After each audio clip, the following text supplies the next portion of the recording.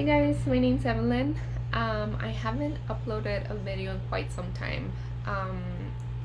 This channel was initially supposed to be a travel blog, but life happened, COVID happened, and I just haven't been able to continue with that travel blog. But hopefully soon. I do have some travel destinations that I want to go to. I've been saving money, so hopefully that happens soon. But this video is gonna be about college and where am I now. So let me get started. I'm a first generation student.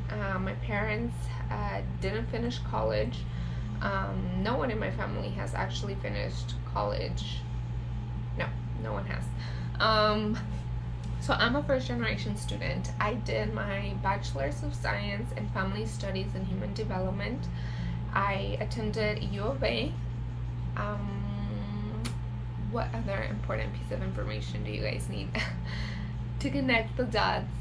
So basically I started at community college. I did 2 years after graduating high school. I did 2 years at community college. I transferred to university. I graduated May 2019, and where am I now? That's the big question right now. Where am I now?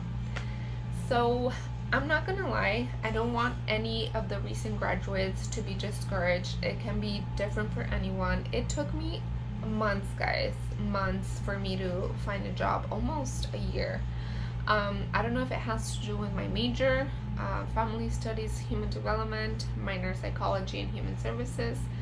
I don't know if it has to do with that. I don't know if it has to do with like the town I live in, but I was unemployed for probably 8 or 9 months since I graduated.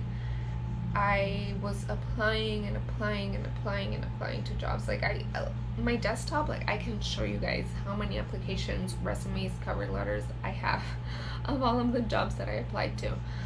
It took me quite some time, but I'm actually thankful because it worked out better. My boyfriend got really sick 2 months after I graduated, so I would spend most of that time with him, back and forth to the hospital.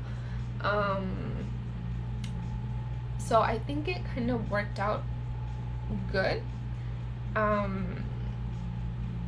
And you know, a lot of the story has to do with what happened between that transition of when I graduated till the time I got employed. But I think I'm gonna do another video on that because that was a period where my boyfriend got sick and we were at the hospital. Anyways, let me know if you want to know what happened. It's an inspirational story, I'm gonna say. So it took me months to find a job, and it was quite interesting because the day that my boyfriend was discharged from the hospital, months later down the road, this was in February, right before Valentine's Day, I was called in by an agency that I've always wanted to work at. It's a trauma recovery agency for substance use, domestic violence. So I got called from that agency, and I think I had submitted their application like a long time ago. So they called me for an interview. I was super excited. I was freaking out. I was just so happy that, you know, things were falling into place because we were discharged from the hospital. And, you know, right that day I was called in for an interview. So I went to the interview. I got there. It was really intimidating. I was like sitting here surrounded by 3 or 4 people, the director of operations, a therapist, and a counselor. So there were 3 people. They put me on the spot quite a lot. I'm not gonna lie, but you know, they're great people. Like, they did what they had to do to find the best candidate for that position. So I went to the interview, and they called me like right after I left. They called me for a second interview, and I was like, oh my god, like a second interview? That was like, one wasn't enough. So I went into the second interview. It was with the CEO and the case manager. So I had that interview. It went really great. I already knew the CEO because she had done presentations at school when I was in school. So I knew her. I addressed her by her name. She didn't know me, I think. But yeah, that interview went pretty smooth. I got hired on my second interview. I was super happy, that things were finally falling into place, that I was doing something for myself, because for so long I just wasn't there for myself. I wasn't taking care of myself.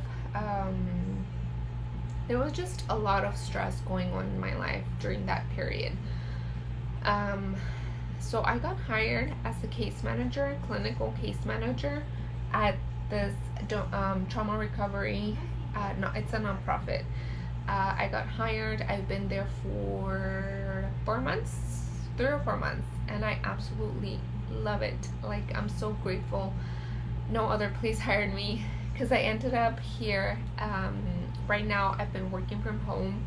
I just love what I do. I staff their cases with a therapist. I'm basically the eyes and ears of the therapists, the counselors, and the director of operations.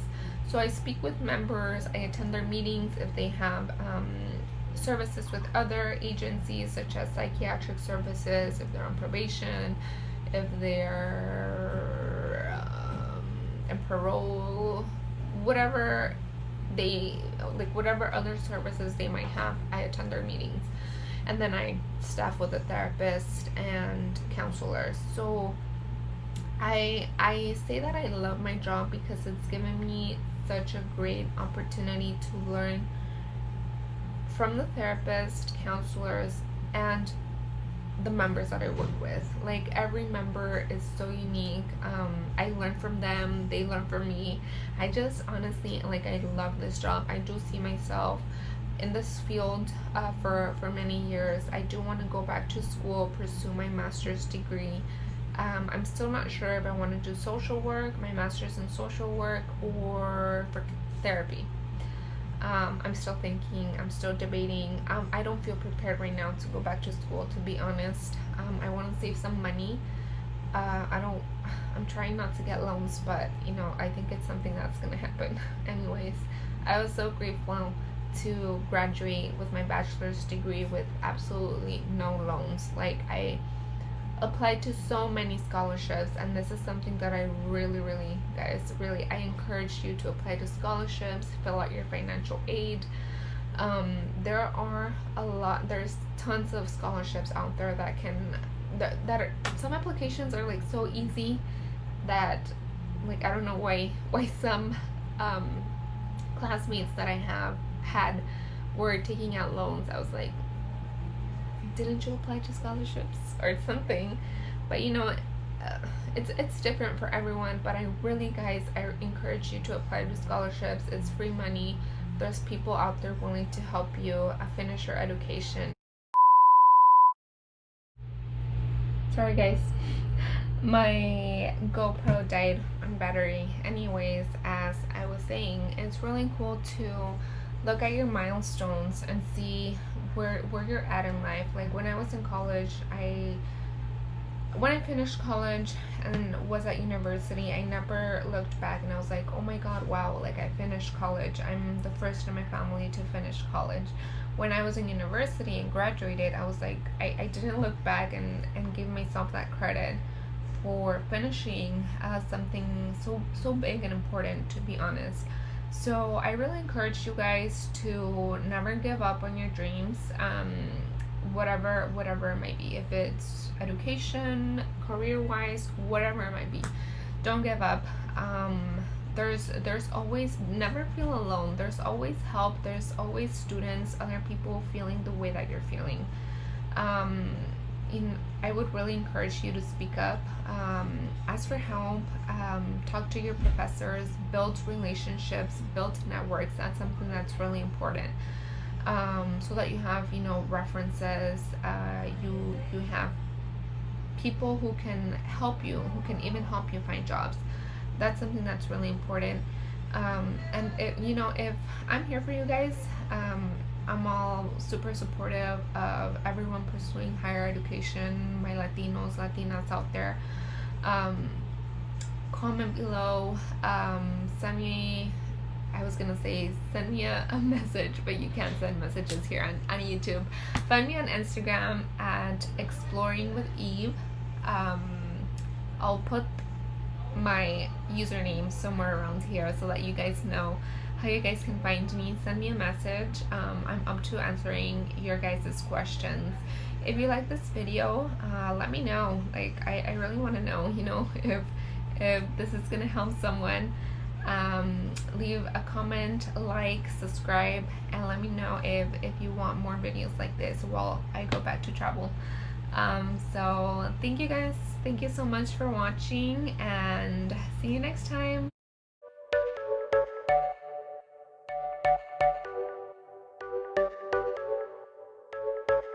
You're a rebel.